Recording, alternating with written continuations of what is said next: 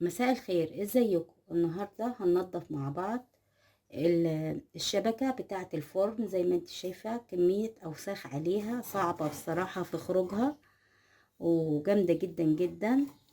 هننضفها مع بعض بخلطة سحرية جميلة جدا وغير مكلفة. هننضفها مع بعض بأسهل طريقة، وكمان هترجع جديدة زي الأول، بتلمع ونضيفة ومفيهاش أي أوساخ. تابع معايا الفيديو، يا رب كده الفيديو ينال إعجابكم. وإذا عجبكم الفيديو شير ولايك للفيديو وتفعيل زر الجرس علشان يوصلك كل جديد من فيديوهاتي على اليوتيوب وعلى صفحتي على الفيسبوك. ويلا بينا نشوف الطريقة مع بعض. زي ما انت شايفة كده شبكة الفرن بتاعتي موسخة وعليها تراكم كبير من الأوساخ المتراكمة. هننضفها مع بعض بكل سهولة بالخلطة السحرية بتاعتنا.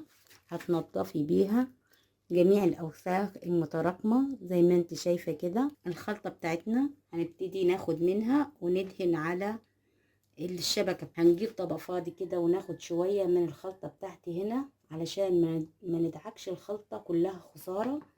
هناخد كده حبة ونغسل بيهم الشبكة بتاعتي. طبعا تحفظيها في التلاجة او من بره عادي، هتقعد معاكي ومش هتبوظ، هتفضل معاكي فترة طويلة وهتنضفي بيها حاجات كتير ما كنتيش تحلمي انها تنضف اصلا.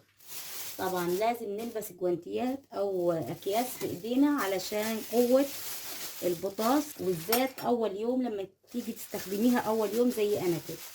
لكن انت لو هتفضل معاكي يعني ممكن تبرد معاكي وتقعدي تستخدميها، هتستحمليها في ايديكي، مش هيبقى ليها اي اضرار. هندهن كده الشبكة بتاعتنا بالخلطة دي كلها كده، وهنسيبها 10 دقايق ونرجع ننضفها مع بعض.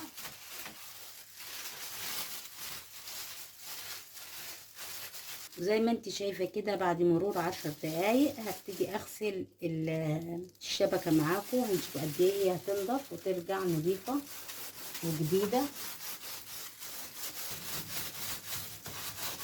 زي ما انت شايفة كده نطفت معانا الشبكة. الحتت اللي فاضلة الصغيرة دي هغسلها برضو وهخرجها وهنشطفها وهنشوفها مع بعض قد ايه هي نطفت ورجعت جديدة زي الاول. الشبكة بتاعتنا نطفت ورجعت جديدة زي الاول، زي ما انت شايفة بتلمع ونضيفة. كل الحروق والاوساخ المتراكمة خرجت منها.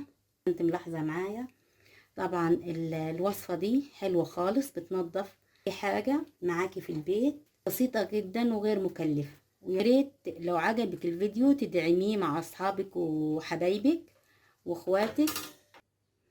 اول حاجة هنحتاجها كوباية مية،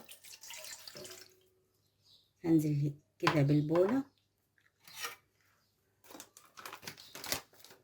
هنزل عليها بمعلقتين كبار من النشا،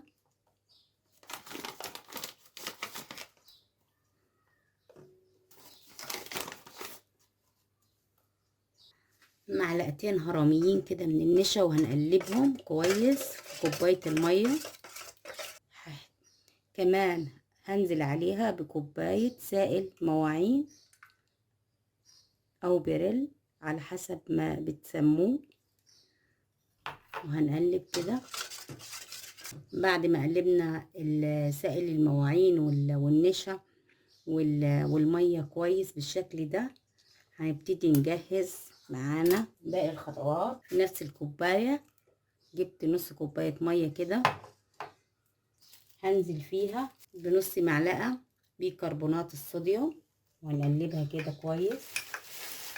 هنزل عليها كمان بنص معلقة دنكار او بوركس، يعني ناس بتسميه دنكار وناس بتسميه بوركس. طبعا هتلاقيه عند العطار متوفر.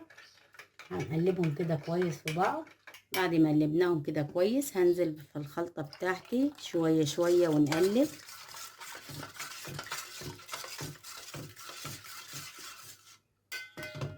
القوام تقل معايا زي ما انت ملاحظة كده. معانا هنا نص كوباية مية كمان او كوباية الا ربع. في المرحلة دي لازم تاخدي حذرك. انا هنزل على المية بمعلقتين بوتاس او صودا كاوية او حجر تسليك البلاعات زي ما انتوا بتسموه في البلد. هنا لازم تاخدي حذرك، تلبسي كمامة وتلبسي جوانتيات في ايدك. هاخد كده معلقتين هرميين، هنقلبهم كده كويس. طبعا انت لو ايديك بتتحسس هتلبسي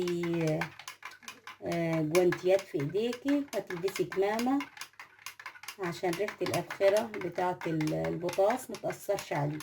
ابتدي انزل على الخلطة بتاعتي هنا بالتدريج كده شوية شوية واقلب.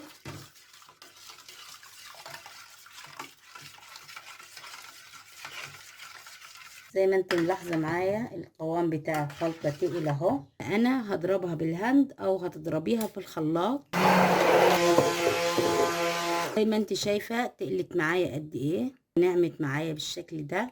ابتدي احفظها في بطرونات او علب اللي متوفر عندك هتحفظيها جواه. انزل بالكمية بتاعتي في العلبة دي، هحفظها جواها، هتفضل معايا اكتر من 6 شهور.